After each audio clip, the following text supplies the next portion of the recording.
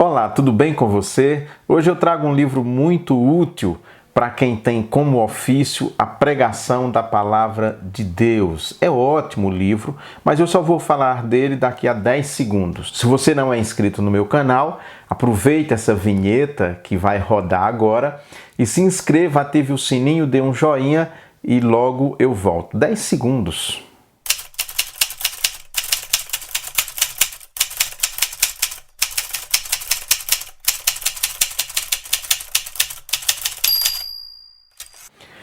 Nós vivemos num período da história que tudo é muito dinâmico. Imagine vídeos curtos. Hoje, os vídeos que fazem sucesso têm aí 1 minuto no máximo. Nós somos incentivados a produzir vídeos tanto para o YouTube, Instagram, TikTok, sempre curtinhos de 1 minuto, no máximo 1 minuto e meio, porque as pessoas têm pressa. Se o vídeo demora mais do que isso, a pessoa fica já agoniada e quer mudar, vai para outro, e é assim mesmo.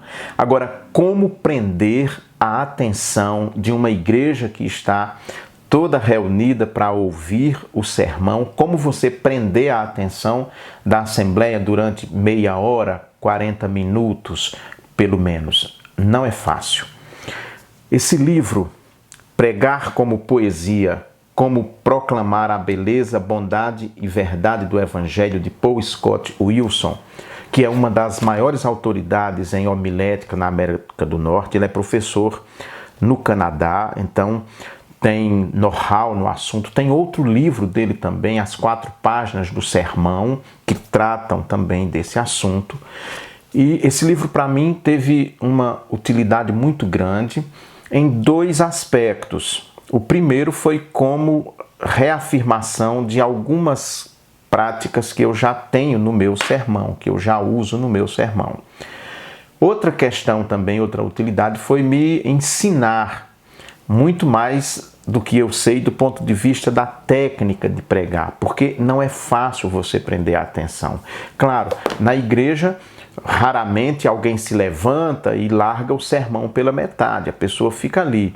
Mas será que o pregador está mesmo conseguindo prender a atenção, segurar a atenção de todo mundo que está ali, ou pelo menos da maioria? Será que quando termina o sermão, a maioria consegue falar sobre o que o pregador disse naquela noite? Como ser interessante, como ser atrativo no mundo de imagens, de séries, nesses canais de streaming, de tanta coisa, de tanto atrativo, uma vida tão dinâmica, tão louca como é a nossa.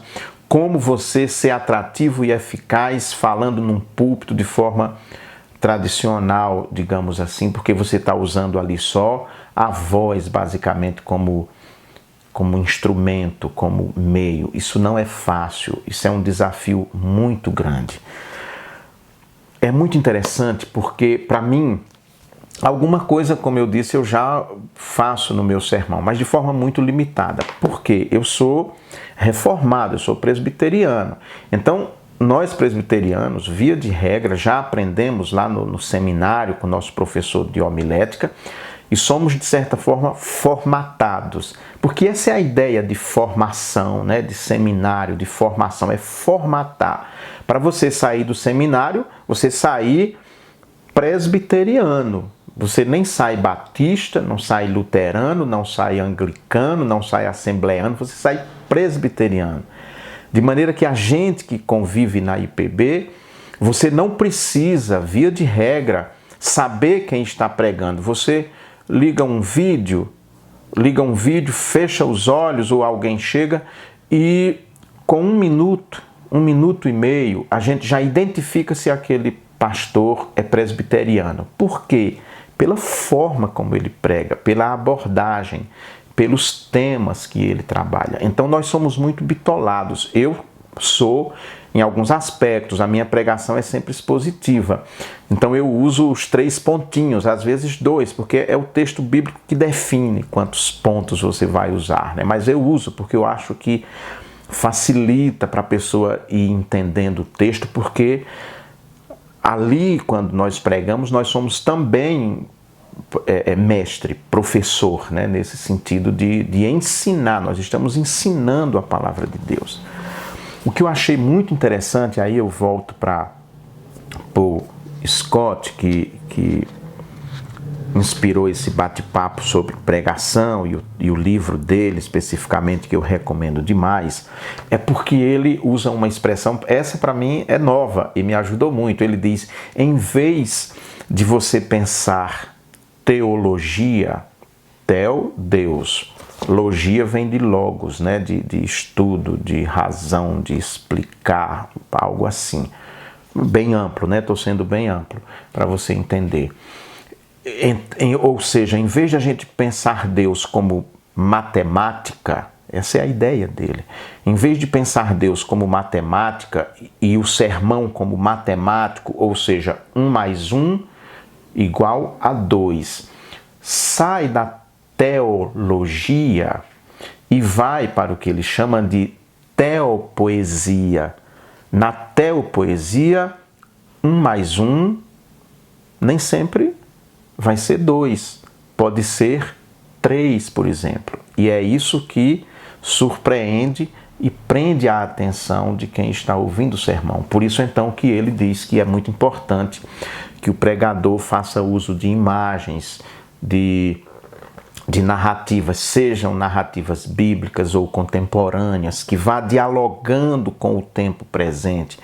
Isso já é algo que eu busco fazer, contextualizar o sermão, buscar contextualizar meu sermão, mas também buscando um fundo histórico. Ele é muito interessante porque ele fala aqui, ele tem 4 pontos que são interessantes e que, de certa maneira, esses pontos já estão presentes nos nossos sermões, mas não de forma tão clara. Ele fala assim, que isso está principalmente no livro dele, As 4 Páginas de um Sermão, mas nesse também ele fala, ele diz, primeira página, apresenta o problema, o conflito enfrentado pelo autor bíblico e seu público, ou seja, quando você pega o texto bíblico, você deve então mostrar para o público o que é que está acontecendo ali naquele contexto. Isso eu já busco fazer nos meus sermões. Por exemplo, quando a gente vai pegar textos dos evangelhos, eu estou trabalhando Mateus agora, então eu gosto de mostrar quem era que estava aqui, escriba, fariseu, discípulo, quem era quem. Tinha gente que veio em busca de milagre ou queria comida, queria alguma coisa. Quem eram essas pessoas que seguiam Jesus Cristo? É importante você fazer isso, que é problematizar o sermão, problematizar. Ele diz, segundo, analisa conflitos semelhantes em nosso próprio meio, em nosso próprio tempo. Por exemplo, na igreja onde você está pregando, você consegue perceber dentro da igreja aqueles grupos que lá no tempo de Jesus eles existiam, os escribas, ou seja, aqueles que sabem tudo dentro da igreja e que gostam de testar o pastor, fazer perguntas capciosas. Dentro da igreja você consegue identificar os fariseus, ou seja, aqueles que gostam de aparentar uma grande religiosidade, mas que na verdade não tem espírito, não tem pneuma, aquilo é apenas um formalismo. Redireciona, o terceiro ponto, redireciona nossa atenção à Bíblia para assim identificar como Deus estava em ação no contexto original do livro canônico, como Deus estava agindo na história naquele momento, como era o agir de Deus dentro daquela história. Isso é importante em todo o sermão. Via de regra, a gente já segue isso em todo o sermão pela prática de homilética que a gente aprendeu. Eu tive um professor fantástico que foi Carlos Aranha Neto, foi meu professor de homilética, assim, muito bom. Eu consigo fazer um esboço de um texto bíblico assim, numa rapidez muito grande, porque isso é também uma técnica que eu aprendi com ele. Por fim, aponta para a ação de Deus em nosso mundo hoje, que é a aplicação do sermão. O sermão precisa ser sempre aplicado. Então, esse método aqui, por exemplo, que ele fala no seu livro anterior, As 4 Páginas do Sermão, que eu ainda quero falar sobre ele aqui, isso, para mim, está tranquilo. Eu já sigo isso aqui. Mas aí, a grande novidade desse é que ele diz assim, Tarzan, Coloque poesia no seu sermão. Coloque vida no seu sermão. Deixe um pouco esse formalismo rígido e seja leve. É isso que ele vem trazendo para a gente. O livro está dividido em 3 partes, são 9 capítulos, mais uma conclusão. Então, primeira parte, beleza e unidade. Capítulo 1, pregação como poesia na área da matemática. Nós vivemos na época da matemática, ou seja, na época da razão, onde 1 mais 1 é igual a 2. Então, nós precisamos ter uma teopoética em vez de uma teologia racional, rígida. Devemos não nos preocupar muito, ele diz isso também aqui em outros termos, em sistematizar todo o pensamento bíblico, embora toda a nossa pregação, um versículo que eu prego, ele tem que estar conectado com toda a Escritura, mas sem ter uma preocupação muito grande de colocar Deus dentro de um quadradinho, porque nem o autor bíblico teve essa preocupação. É só abrir a Bíblia.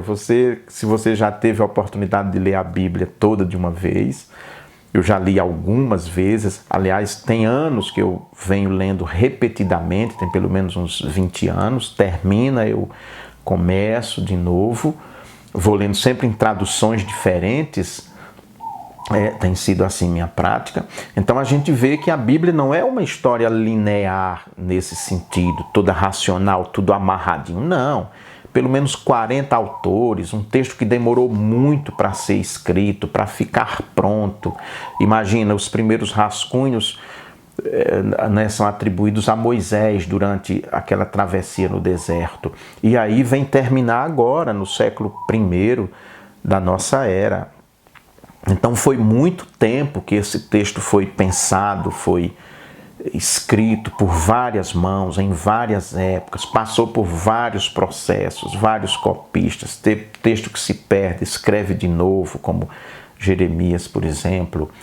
Então, o autor bíblico não tem essa preocupação. A preocupação do autor bíblico e a preocupação do pregador é mostrar essa teopoesia, ou seja, é Deus que vai agindo na nossa vida, Deus vai agindo na nossa história. Ele agiu no passado, como diz o autor de Hebreus, mas ele continua agindo hoje, nesse momento.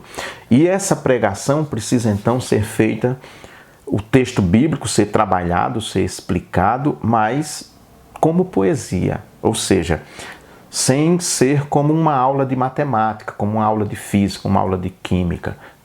Deve ser como uma aula de literatura, mais especificamente poesia. Não é nem poesia parnasiana, é poesia moderna, né? Não é poesia parnasiana, aquele soneto chato, sem vida, perfeito, metrificado, você consegue contar tudo direitinho assim. Não, esse está perfeito. Mas aí você olha e cadê a vida desse soneto? Cadê a vida desse texto? Não.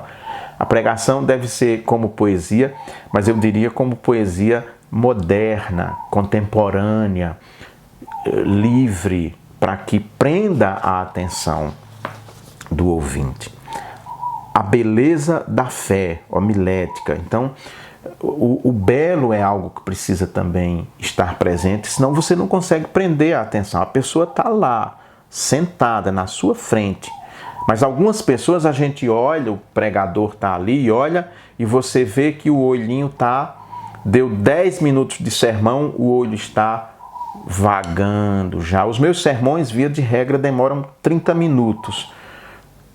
Não menos, não mais do que isso, 5 minutos. Então, 35 no máximo, 28 no mínimo, geralmente. Mas 30 minutos.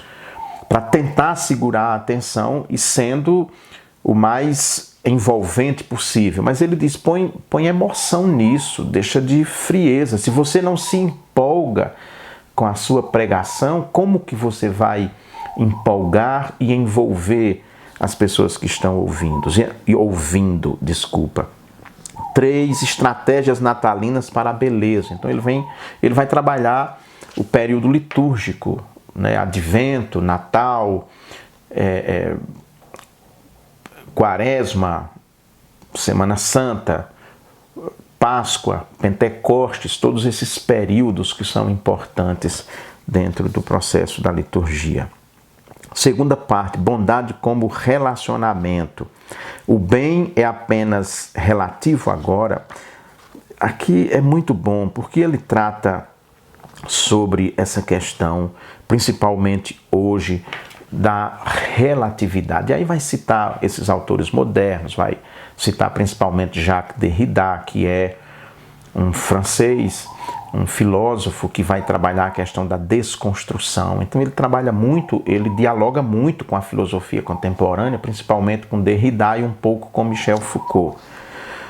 A beleza é maravilhosa, mas se não for para o bem, ela pode ser inútil. A bondade é maravilhosa. Bom pode ser definido como o que é desejado ou o que é benéfico. Então, só é bom mesmo aquilo que concorre para o bem. A estética pela estética apenas dá um prazer momentâneo, é isso que ele está dizendo. Então, o sermão pelo sermão apenas dá aquela sensação no momento, mas não produz uma transformação profunda. E a ideia do pregador é que transforme, que o evangelho de fato transforme. Mas se você não entregar bem esse evangelho, ele não produz o efeito necessário. É preciso deixar ele trabalha muito interessante, porque quando ele fala da teopoética e da poética, ele na verdade está falando do Espírito Santo. Ele está falando do Espírito Santo. É o Espírito Santo que vai conduzindo.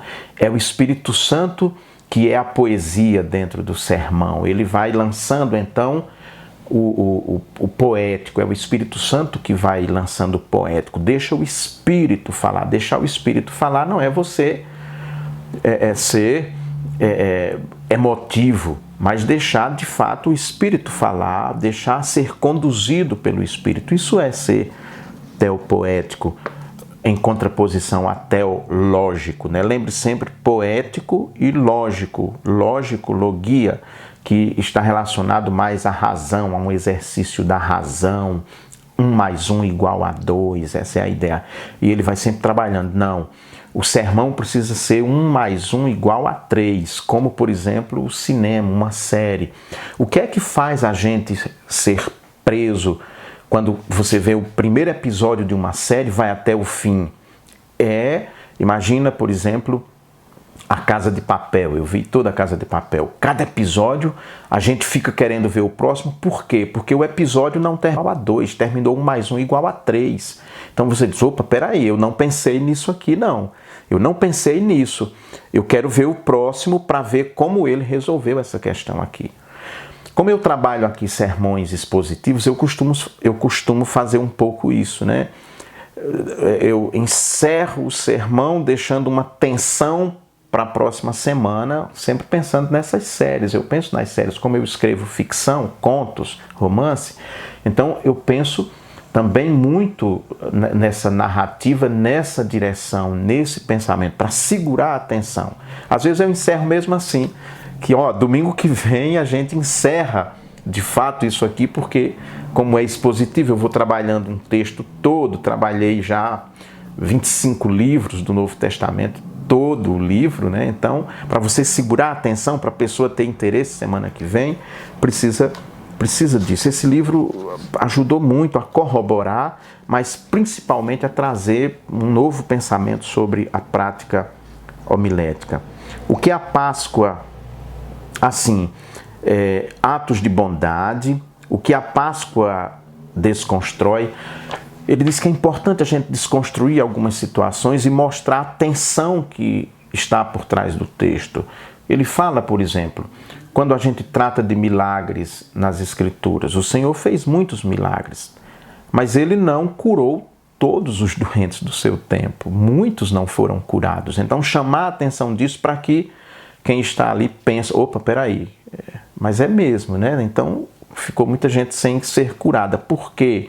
Ou seja, porque hoje uns são curados e outros não, porque uns passam por grandes enfermidades e encontram a cura, seja na medicina, seja mesmo num ato sobrenatural? E por que é que outros a gente ora, leva para aqui, leva para ali, mexe com esse, com aquele médico e nada resolve e morre? É preciso trazer essa atenção. Isso é o que ele chama de desconstruir, por isso que ele usa Jacques Derrida como um referencial que ajuda, que contribui. Mas a tendência nossa é colocar Jacques Derrida assim no lixo da história, por isso e por aquilo. Não, utiliza o pensamento dele, mas não desmonte o texto. Claro, você precisa trabalhar o texto e solucionar, mostrar que a própria escritura tem a solução para aquele texto. Terceira parte, verdade e transformação, a verdade como evento, a questão da verdade. Lembram que Herodes pergunta para Jesus Cristo, o que é a verdade? E aí ele não responde. Nós vivemos no momento, e Paul trabalha isso muito bem, nós vivemos num momento de verdade relativa ou de múltiplas verdades. Então, se nós estamos ali pregando e essa é a verdade, você vai ter sempre alguém que está ali ouvindo, principalmente num culto que é transmitido pela internet, como no meu caso, alguém ouvindo que olha para outra e diz, isso aí é a verdade dele, não é a minha. Então nós vivemos numa sociedade de múltiplas verdades. É assim que é o mundo. Não adianta negar que o mundo não é dessa forma, porque é. E aí, como pregar a verdade do Evangelho, que para nós é a verdade e não uma verdade? Jesus Cristo diz de si mesmo, eu sou a verdade e a vida e o caminho. Ele não diz eu sou um caminho, eu sou uma verdade. Ou seja, há muitos caminhos, eu sou um deles. Há muitas verdades, eu apresento uma verdade. Não, nós cremos dessa forma como está escrito. Eu sou o caminho, a verdade e a vida, com o artigo definido bem. Mas não é assim o mundo, não é assim a sociedade. Então, como pregar um sermão para uma sociedade de múltiplas verdades? Como trabalhar isso e ser eficaz na pregação? Ele, então, vai sempre dizer que se a gente for pelo caminho da teológica ou da teomatemática, 1 mais 1 igual a 2, nós não vamos atingir o coração dessas pessoas. Para atingir o coração dessas pessoas é preciso então a gente ir pelo caminho da teopoética, onde 1 mais 1 é igual a 3, ou a 5, ou a 7, mas não necessariamente igual a 2. Verdade e adoração, verdade como transformação no Pentecostes. Então ele vai citar o caso do Pentecostes, como um caso ímpar na história, a verdade hoje, como eu falei para vocês. A verdade não é mais tipicamente entendida como uma realidade externa abstrata ou uma ideia na mente de Deus, porque o nosso conceito de verdade ele é muito platônico. Ele é muito platônico, né? Uma verdade que está na mente de Deus está ali perfeita, etc, etc. Mas o mundo não vê a verdade dessa forma, vê múltiplas verdades que são construídas dentro de uma cultura, dentro de um determinado momento. Então, como trazer isso para o sermão? Como trazer a verdade do Evangelho para o sermão?